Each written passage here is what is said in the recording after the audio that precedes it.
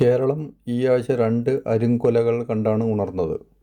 ഒന്ന് അലുവ അതുൽ എന്ന ഗുണ്ടയെ എതിരാളികൾ വെട്ടിക്കൊല്ലുന്നത്. മറ്റൊന്ന് ചായ തരാൻ വൈകിയതിൽ അമ്മായിയമ്മ മരുമകളെ വെട്ടിക്കൊന്നത്.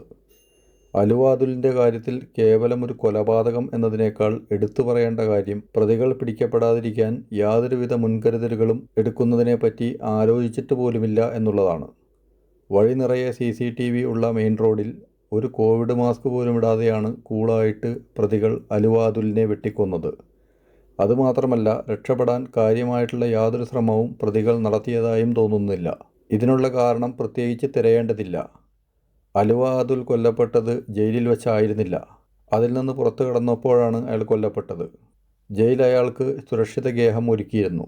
എന്ന് മാത്രമല്ല, ജയിലിലെ ശമ്പളം വർദ്ധിപ്പിച്ചത് സംബന്ധിച്ച് ഈയിടെ വലിയ വിവാദവും ട്രോളുകളും ഉയർന്നിരുന്നു. എന്നാൽ ജനങ്ങൾ എപ്പോഴെങ്കിലും സ്വയം ഒരു ചോദ്യം ചോദിച്ചിട്ടുണ്ടോ? ജയിലിൽ കിടക്കുന്നതിന് ശമ്പളോ? ശിക്ഷിക്കാനാണോ അതോ ശമ്പളം കൊടുക്കാനാണോ കൊടും കുറ്റവാളികളെ ജയിലിൽ കൊണ്ടുപോയി ഇടുന്നത്? അല്ലാതെ തന്നെ ഫ്രീ ആയിട്ട് ജനങ്ങളുടെ ചെലവിൽ ഭക്ഷണവും വസ്ത്രവും പാർപ്പിടവും ചികിത്സയും ഒക്കെ കിട്ടുന്ന കൊടും കുറ്റവാളികൾക്ക് ശമ്പളം കൂടി കൊടുക്കണോ? പുറത്തു നടക്കുന്ന പകുതി പേർക്ക് പോലും ജോലിയും കൂലിയും ഇല്ലാത്ത നാട്ടിൽ ഈ ജയിലിനുള്ളിൽ എന്ത് ജോലിയാണ് അവർക്ക് ശമ്പളത്തോടു കൂടി കൊടുക്കാനുള്ളത്?